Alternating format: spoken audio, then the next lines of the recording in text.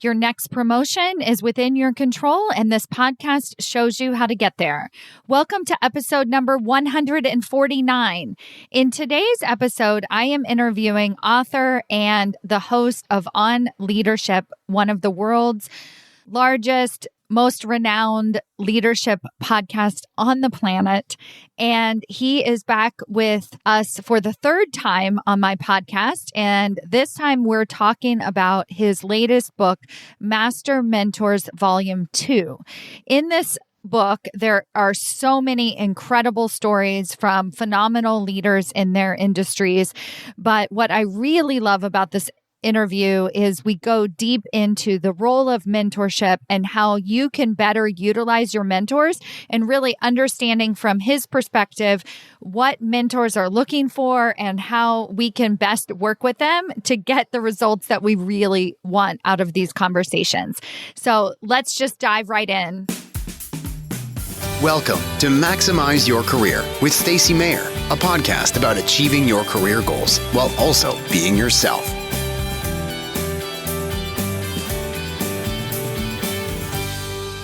Hello, everyone. Welcome to another episode of Maximize Your Career. I'm your host, Stacy Mayer, and super excited to be here with a very special repeat guest on my podcast. And I am so excited to have Scott Miller back on my podcast to celebrate the launching of his latest book.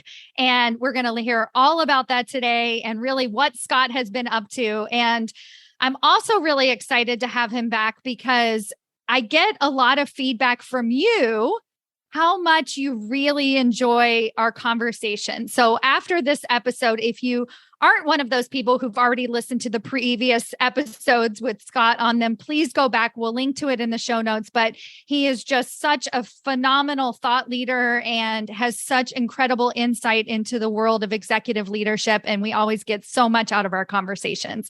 Thank you, Scott. Thank you so much. Well, thank you for the spotlight, and take a pause on my book. Congrats on the release of your book. I loved watching you on all the social platforms, the people coming out of the woodwork. I have the book. It's up on my nightstand as well. So congrats on your own success as a successfully published author. I take great delight in watching what was a phenomenal launch for your book. Congratulations to you. Oh my gosh. You know, Scott is actually on the back of my book with his quote as well. My honor. Thank you. My honor. My honor. You get to observe a lot of, pats on the back here in this conversation. Authors support authors, especially when their work is as practical and actually timely as yours, right? Because, our career growth, our career trajectory is difficult now, kind of post-pandemic with a hybrid world. And how do you politic and connect and such? So, oh my gosh. Great you have just set me up perfectly, because I was thinking about with your book, Master Mentors, which we're going to get into that today. How do we network? How do we connect? And this has been such a focus of my career journey and the work that I'm teaching women, and just like absolutely perfect. Before we get too far, I'm going to do you. I should be interviewing you on that topic, not yes, you. Yes, you should. So. Scott is also the host of On Leadership, one of the best podcasts, and I am so going to be on this podcast. I'm very excited. Yes, you should. We had a great week. This week we interviewed Patrick Lencioni, Jay Shetty, and Marcus Buckingham. They happened to all be men, but it was a powerful week this week. And what a great ending to my week to culminate it with being a guest on your podcast. So thank you again for the platform today. Wow. That's great. Wow. The only thing I miss is back when Scott used to go into the studio and I would interview him, he would have all of his books of his authors directly behind him. But I was there 20 minutes ago. I just came home to my townhome in Salt Lake because the boys, I have 3 sons, as you know, with my wife, Stephanie, and they're going to bound through that door in about 40 minutes. So let's get on it. Going. Yes. And they all have my energy to my wife's horror. So it isn't like they can slink in. It's like, it's they come 3 Scott Millers plus 1. So I'll let me more formally introduce you so that everybody knows who you are, not just me. Scott Jeffrey Miller is a highly sought after speaker, author, and podcast host. He is a Wall Street Journal bestselling author and currently serves as Franklin Covey's senior advisor on thought leadership. Prior to his advisor role, Scott was a 25-year Franklin Covey associate, serving as the chief marketing officer and executive vice president. He hosts On Leadership with Scott Miller, the world's largest weekly leadership podcast. Scott is a partner in Gray Miller, a speaking, literary, and talent agency. Thank you, Scott. Oh my gosh, big round of applause. Honor. Let's get to the good stuff. Thank you again. So this week we're talking about your latest book, but really the conversation never veers too far from everything that you do, right? You incorporate your books. All of your books are together into one, as well as your leadership. Every story is in your journey. You're such a transparent, thoughtful leader and sharing your stories. But let's first talk about Master Mentors 2. This is volume 2, the second of this series that is going on for 10. You have both of them right in front of you. That's perfect screenshot. Excellent. Yeah. So that just came out. It's now available as people are listening to this. Tell us what it is. So Stacy, like you, I'm privileged to host a podcast, and every week I'm privileged to interview some of the biggest, brightest minds in the world, people from like Ariana Huffington and Matthew McConaughey and Deepak Chopra and Liz Wiseman and Susan Cain. And some of them are best-selling authors. Some of them are business titans. Some of them are celebrities. Some of them are researchers. Some of them are people that survived traumatic experiences like Elizabeth Smart or Zafar Masood, who was one of only 2 survivors of a Pakistani commercial airline crash. And so after about 2 years, what I realized, probably like you, is some of the good stuff usually happens when we're off air. Darn it. In the first 3 or 4 minutes or the last 5 minutes when we've cut the podcast and we're talking. And what I realized is I had a bit of a responsibility with their permission to share these nuggets that were coming both on and off the air. So HarperCollins believed in me, and I'm writing this 10-volume series called Master Mentors, 30 Transformative Insights from Our Greatest Minds, where I just, in a very simple fashion, kind of like chicken soup for the leadership soul, I write 30 chapters, fast, easy, breezy. I highlight one transformational insight from 30 guests that I picked with their permission to appear. And then I also put the QR code of the episode in, and I share some of my own stories or stories from others that either support their insight or even push on it in terms of being struggling with it. So Master Mentors Volume 1 had 30 guests. Master Mentors Volume 2 has 30 new guests. And I'm on my way to 10 books in the series, and it is what it is. It's not good to great. It's not built to last. It's not multipliers. It's not research-based. It is just thoughtful conversations that hit different people differently in their lives, whether they're suffering a tragedy or they've been promoted or they've been fired or they've lost a loved one or they've been bankrupt or they've just celebrated a big success. The stories are very episodic, covering a broad group of people, and I mean it to be a spotlight on the authors. I don't mean it to be a Cliff Notes. I want you to learn more about them, buy their books, schedule them as a keynote, not say, oh yeah, I read their book as I read Master Mentors. Hardly. It's not a Cliff Notes of their genius at all. Yeah.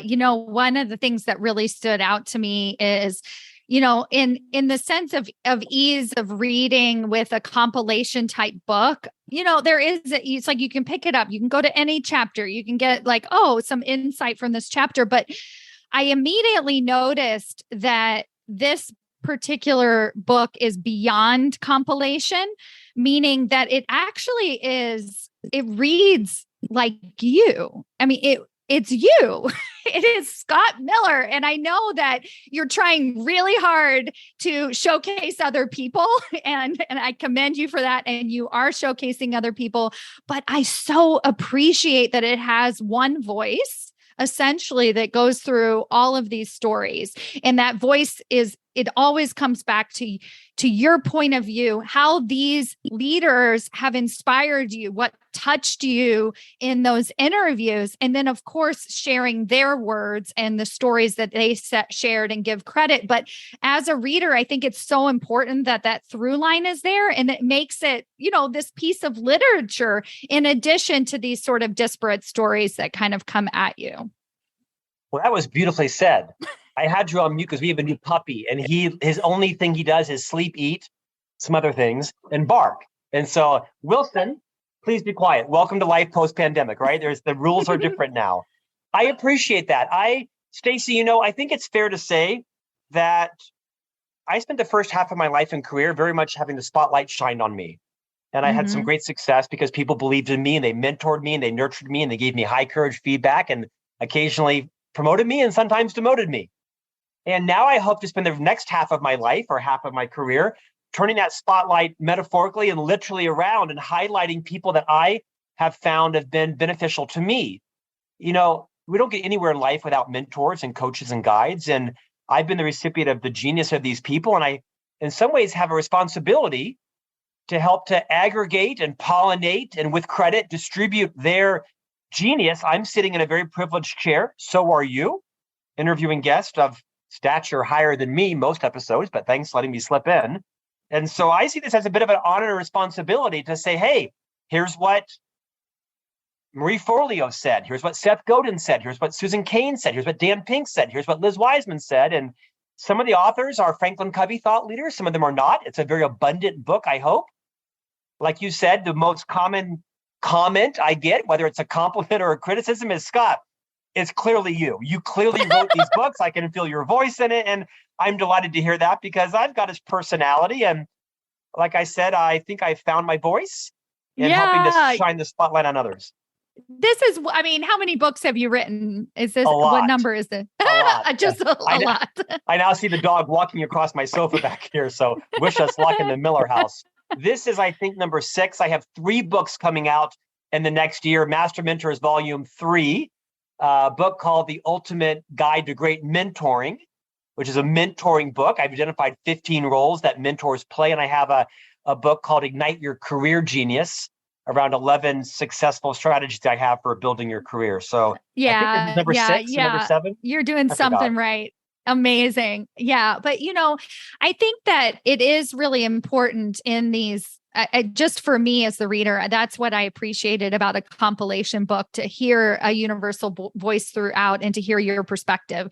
So speaking of that perspective, I would love to start with some advice that perhaps you've received from your favorite mentor. It can be a mentor from the book. It can be your actual mentors in your life and your career. Would you be open to sharing any of those stories? Oh my gosh, I'd be honored. Maybe your listeners know that whenever I give keynotes, I have a card deck. So every book that I write, I create a card deck. It's a physical card deck that I hand out for those who are watching on video. And in this particular book, I share all of the photographs of all the mentors. Did the same with Master Mentors Volume 1, the decks match the color and have all of the people on them. I think a great piece of advice came from a mentor in Volume 2, Marie Forleo. She wrote a book called Everything is Figure Outable. Great title, great book, New York Times bestseller. You've got it up there. Yeah. And Marie appeared on the podcast and allowed me. We spoke on stage at one of the Rachel Hollis Rise business events. And it really reminded me of some advice that Dr. Covey, the founder of Franklin Covey, of course, the author of the book, The 7 Habits of Highly Effective People, taught me and others back when he was leading the company. He's passed about a decade now. And Dr. Covey used to have an idea that he called your R and your I, your resourcefulness and your initiative. Scott, use your R and your I, figure it out. And it very much relates to what Marie teaches around everything is figure outable. Now, listen, if you've got stage 4 cancer and the doctors all say, hey, you've got 6 weeks, that's not figure outable. What is figure outable is, what's your final legacy going to be? How are you going to repair broken relationships? Can you do anything else to make sure you bring joy to those who brought joy to you? But barring a fatal diagnosis, most things in life are figure outable. If you use your R and your I, your resourcefulness and your initiative. And I tell my boys all the time, use your R and your I, figure it out. They're 8, 10, and 12. Like, yeah, Dad, I know my resourcefulness and my initiative. And someday they're going to thank me for that, because using your creativity, your network, your humility, your trial and error. Don't be so embarrassed you don't know something. Raise your hand, ask the question in class. Everybody's thinking the same thing, and they're jealous you had the courage, sons, to do so. And so I love this idea about Marie Forleo, everything is figure outable. If you can combine and marshal humility and confidence and your network and check your ego, it's a concept that's actually served me very well in my career.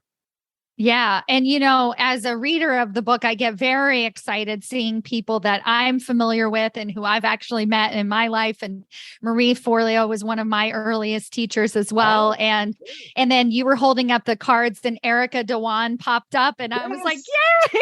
Yes. It's like, Yeah, Erica Dewan wrote a book called Digital Body Language. She's one of the most in-demand keynote speakers in the world around, how you show up now on Zoom or Teams is your handshake, right? You have a digital handshake, and that's your brand in terms of your lighting and your camera and your energy and when to play big and when to play small. Can I share one more, mentor? yeah. So another one that I love is Tasha Urich, right? She's a organizational psychologist, wrote a book called Insight.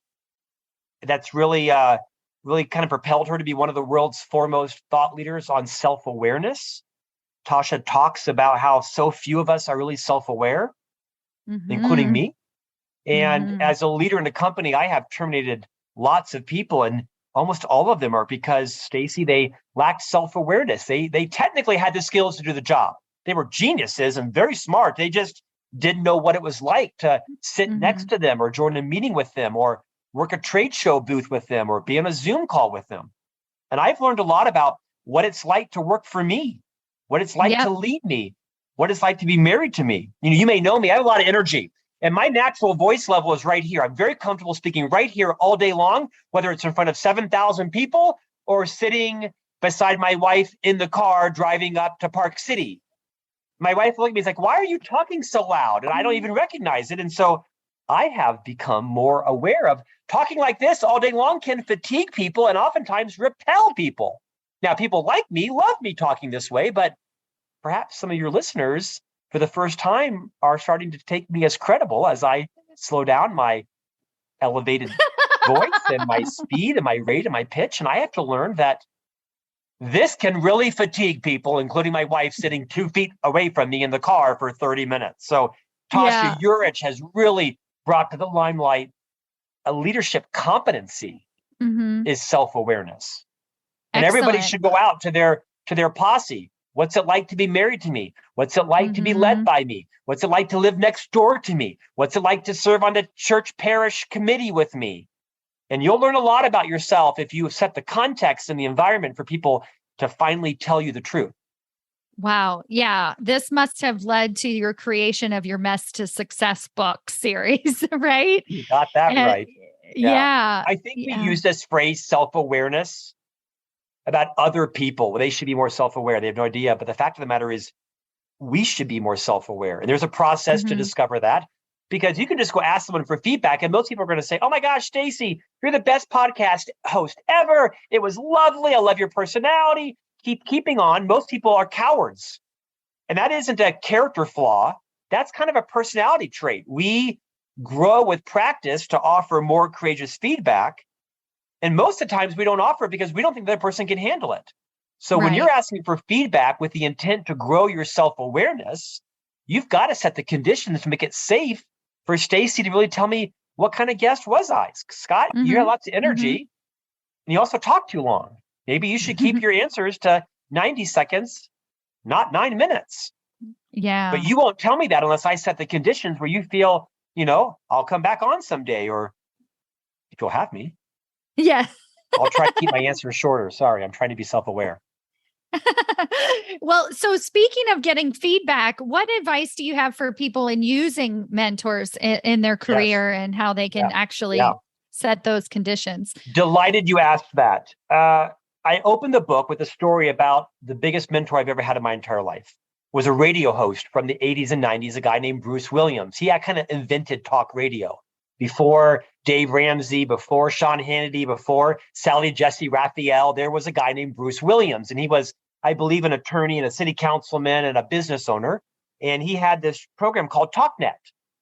Eventually it became the Bruce Williams Show. I listened to it every night for like 10 years as a nerdy teenager. Most of my friends were listening to Aerosmith and, in excess. And I was listening to 3 hours of a guy talk about when do you need a will? What is disability insurance? How do you buy a home? How do you invest a 401k? And how do you handle inheritance and all that kind of stuff? And he was my biggest mentor. The fact of the matter is Bruce Williams died having no idea I was even alive.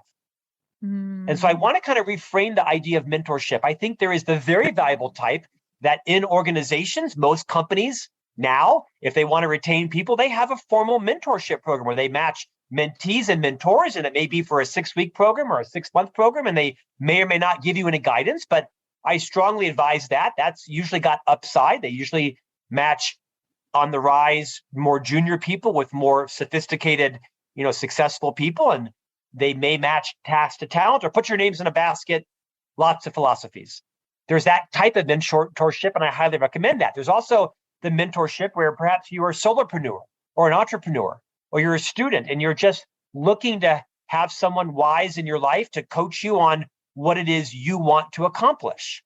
There's that kind of mentorship where you kind of reach out cold, or maybe your neighbor is, a successful business person, or maybe she had 3 bankruptcies and you could learn from that.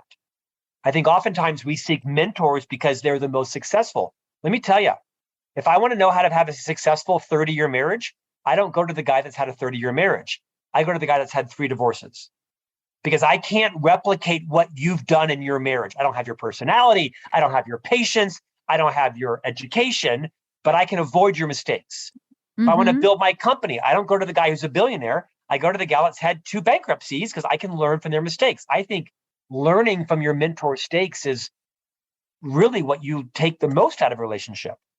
And then there's the mentorship from like buying the book, which is all these people can and should be your mentors. I just don't think you have to know your mentor. Most of my mentors are people that don't even know I exist. I read their books. I listen to their podcast. I follow them to conferences to hear them keynote speak. And they've had a massive impact on my life. In fact, most of the people in this book I had not met prior to the podcast, and they didn't know who I was. In many cases, we've become great friends. Obviously, they gave me permission to write about them, put their photo on a card, right? By the way, don't write a book about 30 celebrities. That's like a legal nightmare. I don't encourage anyone to do that. But I think you have to frame what kind of mentorship is right for you based on what it is you're trying to accomplish and where you are in your life. Yeah, I like that, because one of the problems that I find for the women I work with in terms of mentorship is that they're looking for that one mentor or sponsor that's going to elevate their career, right? That's going to give them that answer. And so what they subsequently don't do is start to create allies and conversations and feedback loops. And, like they're looking for that single solo mentor, that person. If I had the right mentor, then I could have a successful career. And in my experience, that is not the answer. And so I really appreciate the way you framed it, because it sounds a little bit like a combination of, we have mentors who inspire us. We do have some mentors that give us direct feedback, and we have some mentors that could totally guide our careers, but it sounds like a buffet, so to speak, rather than that one person. I'm delighted you clarified that, because you're absolutely right. And the clients that are saying that are naive and perhaps even opportunistic. Your mentor isn't necessarily your coach. Those are different roles. And your mentor necessarily isn't your champion or your ally or your supporter. In fact, I don't think you should put that burden on your mentor. I think it's really important when you enter a mentoring relationship, whether you are the mentee or the mentor, to set the boundaries. Do not ask me to fund your business. Do not ask me to advocate for your promotion. Do not ask me to open up my metaphorical Rolodex. That's not why I'm here. I'm here to determine, is any of the wisdom I've gleaned on my journey replicable to your journey? Because I'm not you, I am me. I don't have your fears. I don't have your talents. I don't have your passions. And let's just assume, maybe wrongly or rightly, that some of my wisdom and my journey may or may not be applicable to yours. But I don't think you should ever confuse your mentor as your advocate or as your champion. I would back out of that role immediately, because that's not what I signed up for. Now, if you're asking me to be your champion, that's a whole different set of conversations and circumstances. And I got to determine, am I going to put my reputation on the line to help be your champion? I don't know. I need to get to know you for a long time, because at the end of the day, at least organizationally, professionally, all I've got is my reputation. Yeah. So as a listener, when you're listening to this, I really want you to think about, we've got mentor expert. He's written 2 books, has many more, 7 more on the way, 8 more on the way. And he is telling you that use your mentor as a guide, as a person that you look to for their wisdom, their unique wisdom that they bring to the world. And so often what's happening is we're going to our mentors to sell ourselves, like literally to pitch ourselves. And I'm like, no, your mentor conversation needs to be a lot of questions. Like, just ask them and listen to them. And how do they answer versus like, I'm going to use this as a time for you to tell you how great I am. Right? No, that's completely the wrong conversation. That's a great conversation with someone else in the organization, but your mentor should not be your serendipitous champion. Now, if you actually show up on time to the mentoring sessions, if you actually show self-awareness and you ask smart questions, and then you actually make and keep commitments, you might earn accidentally that person's respect to say, you know what? I'd like to move out of the mentor role and move into the advocate role for you. How can I help you in the organization? But that's an outgrowth that the mentor gets to choose. You do not ever put them in that situation. And if you ever put me in a situation, I'd say, hey, okay, we're done. You don't want a mentor. You want a champion. Let's talk about who in this company might be your champion, because it's probably not me yet.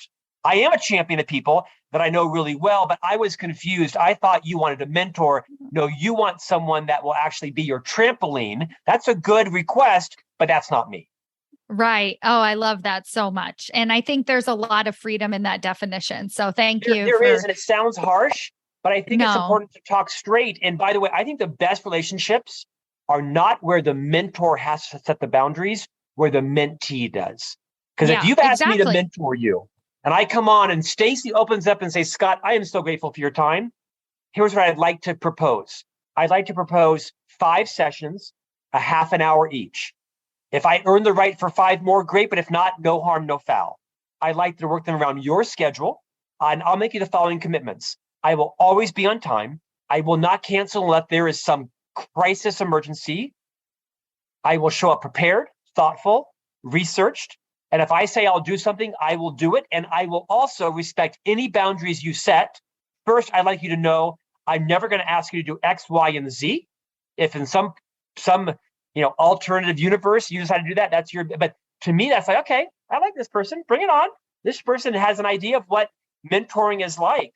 Yeah. And if you enter it wise, because I think another thing, Stacy, most mentoring, I think the mentors take control. By the very nature of being a mentor, you probably have some seasoned leadership. You're used to running meetings. You're used to, peeling the onion and driving something forward. And that can be dangerous because I think a lot of mentors say, oh, no, I know what to do. Oh, no, I know how to do it. No, the mentor, you know how to do it for yourself. You may or may not have the right formula for your mentee. So the mentee needs to lead it. The mentee needs to take charge and lead out and be very clear on what is it they want to accomplish. What are they trying to do so that the mentor can decide how and if can they help them accomplish that?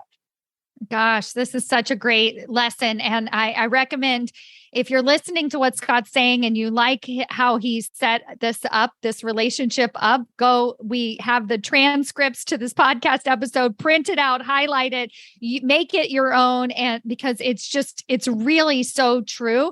And we need to listen to the leaders, the CMOs, the people who have been in those seats. And this is their experience. And I also see it time and time again, that's what the executive leaders as mentors are looking for. It's in their relationships. It's so, so good. Since this is your second book, you've had the other one out for almost a year. Yes. And any surprises along the way that you have had since these books started coming out? I've been delightfully surprised with how willing and gracious these thought leaders are to lend me their spotlight. Listen, I'm not naive, right? I'm hosting this significant podcast for Franklin Covey. My brand is growing on the rise a little bit. And I'm not naive to the fact that, it's not a bad thing to be a friend of Scott Miller. I say that with humility. At the same time, I'm so honored that people like Arianna Huffington and Mel Robbins and Ed Milet and others are posting about the book. Sally Heglison, who wrote the book, How Women Rise. I see she literally just posted about it on LinkedIn. So I'm a little honored and surprised that how some of these, I mean, every one of these people are much more influential than I am, and their platforms are massive. And so little Scott Miller out in Salt Lake City, Utah, I'm delighted that they are obviously supporting me, supporting them, but they're really supporting me. And that's been a validation that one of the themes that they all share, the red thread, if there is one, is these people are super abundant. I mean, volume 3, James Clear, Atomic Habits, Ariana Huffington, Robin Sharma, right? Wrote the book, The Monk Who Sold His Ferrari and the Everyday Hero Manifesto.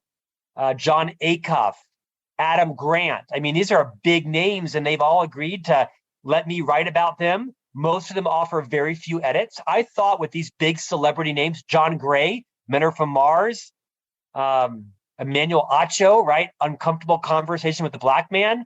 I thought their publicists, their agents would like just, shut it down and edit every word. I think in volume 2, I think there was two mentors made some changes, and they were all factual things. I'm actually from Kenya, not Nigeria. And I have an MBA, not an MPA, right? It was just factual stuff. But for the most part, they trusted me tremendously to write about them. And I take that trust very seriously in the hopes that I put them in the right and good spotlight. I'm also realizing as you're talking why I am a little averse to compilations. I was like thinking, why do I really like this book so much? Okay, I think it's because Scott's voice is the through line. Okay, that's one piece.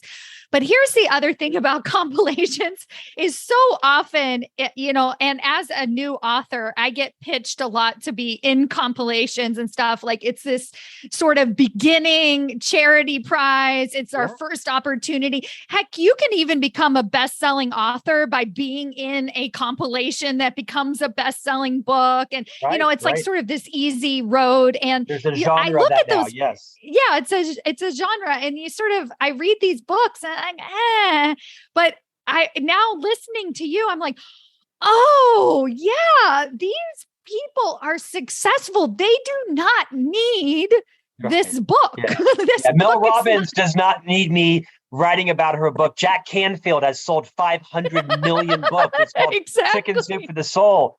Seth Godin, Dan Pink, Liz Wiseman, Susan Cain. Yeah, they don't need me. Come on. No, not at all.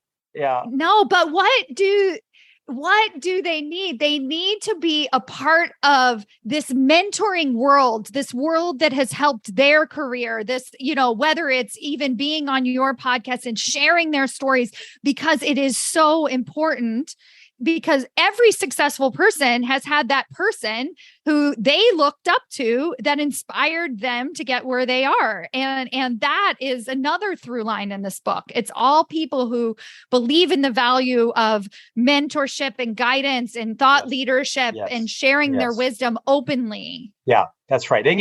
No one got paid any money. No one ever asked. Well, one person asked for money and they aren't in the book anymore. But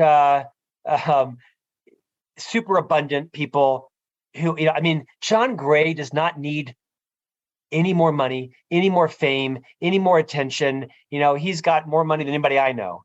And Scott, he endorsed the front cover of my book. He did. Yes. See, that's my point, right? That's I know. Point. Yeah, that's just a gift. Right. It's a gift. That's exactly right. Amazing. My dog is excited for you. He loves John Gray. I know. And actually, to that point, sometimes what I do is I use mentors as this, what would Scott do? And I actually remember when I reached out to John Gray, I said, why not? Why not me? I was just like, I'm going to ask. And I had to ask a few times, but I got the yes. Stacy, that's such a great principle, including when you're finding a mentor, right? Here's what I've learned is, these are some big celebrities, right? I mean, it's hard to get to Matthew McConaughey, right? And he and I become friendly. His wife is going to appear in volume 3, he in volume 4, but they're just like you. They're all up in their bed at 9:30 at night on their phone, scrolling through their Instagram, scrolling through their TikTok, watching International House Hunters. They're all, doing the same thing you and I are doing. So why not reach out to them? Why not reach out to John Gray, right? People can't help you if they don't know you want help. And so I really applaud your bold pursuit of John Gray. And what a gift he gave you to endorse your book. Well earned, excellent book, insanely practical. We've just proved the point. A lot of these mentors now that appear in the book, they just want to give back. They just want to give back, right? They're not trying to sell more books. They don't need more. They don't need another $50,000 or $100,000 speech. They gave a ton of those. And now they're looking at their legacy and their mission and their crescendo. And they want to help people like you and I take the mantle to the next phase of thought leadership. And you're on the rise, girl. Mm-hmm. I get so excited about, I see this over and over again. For the women who get promoted. And once they get their career to this place where they're not constantly seeking career approval, that's when the thought leadership opens up. That's when they're able to give back. That's when they're able to join a board or give more talks, become a public speaker, a public figure like you. And so actually, I think that's a perfect segue to close out this conversation. Any final words of advice for someone who is growing in their career, looking for what's next, sees these mentors, says, wow, if I could be something like that someday, that would be amazing. Well, I think the advice you just gave was golden, is you've got to become confident in your skills. I didn't say arrogant, confident in your skills to see yourself. One of the mentors in volume 2 is a man named Patrick Bet-David. I believe Persian by birth, fled Iran and came to the U.S. as a refugee, and he went on to become a successful phenom, has one of the largest YouTube channels. He wrote a book called Your Next 5 Moves, and he's in Master Mentors Volume 2. And one of the concepts that he writes in his book, The Next 5 Moves, and shared on the podcast interview, which is the feature of my chapter, is something he calls your future truth. And this is the concept of living and speaking in your future truth. I am a board member. I host the world's largest podcast. I started saying that before mine became the world's largest weekly leadership podcast. Now, there's a fine line between being a pathological liar and speaking in your future truth. You figure out what's right for you. But I love this concept of speaking in your future truth, because then it becomes a narrative for your mind. And your mind and your words and your actions and your belief in yourself are all dangerously connected. I'll tell you, after reading Patrick Bet-David's book, I have ceased all negative self-talk. I've ceased humble brags. I just brag. I've ceased any talking about my weaknesses. I don't have time for them. And by the way, if you've got a critique for me, I kind of don't have time for it either. I've got a posse that I've picked that are my feedback loops. They trust me. They know me. I know their intent, and they will tell me the truth no matter how much it hurts. Quite frankly, I don't care what you think about me. Not you, the audience. That's not me being arrogant. It's me living in my future truth. And so I have well-established feedback loops to keep me directed and humbled and focus on my strengths. And I'm living my future truth. I love this idea. I'll tell you, this is a great book recommendation, Your Next 5 Moves. And it basically is about thinking strategically, not just what's next, but what's next on the 5 things.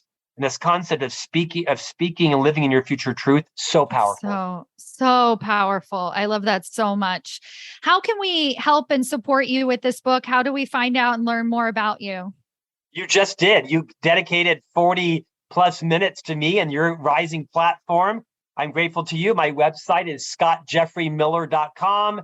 You can learn how to book me for a keynote, which I'm doing too many of right now. I'm honored to be on the show. You can follow me on TikTok, Instagram, Twitter, Facebook, LinkedIn, YouTube. I am so overexposed on social media. Good grief. I have 56 TikTok followers, not 56 million or 56,000. No, he said it 56. First, 56. I'm new to TikTok. I'm not dancing or singing. I'm kind of giving book reviews and doing short promotions of other people's books, not my own. Okay, occasionally my own, but maybe I'm up to 57 today. Who knows? Follow me on TikTok. I'll get to 60 by 2023. Oh, that is so great. Scott, thank you for coming on here again. I so appreciate it. I know my listeners do as well. Before you go, I want to invite you to join us inside of Executive Ahead of Time. Executive Ahead of Time is what I call my little army of corporate badasses that are doubling the number of women promoted to the executive suite each and every year worldwide. Inside this group coaching intensive program where you get weekly coaching and guidance from me, you are going to learn how to not only land your next promotion, but to have success once you get there. And by success, I mean an actual voice at the table, the ability to step into your true, authentic corporate badass self, and a community of other corporate badasses where we're learning from each other, challenging each other, and stepping in to that next level of leadership. If this sounds exciting to you, I invite you to join us now at www.executiveaheadoftime.com. Once you enroll, you will have lifetime access to over 24 core training modules where I break down step by step how to build trust with executive leadership so that you get tapped on the shoulder for opportunities.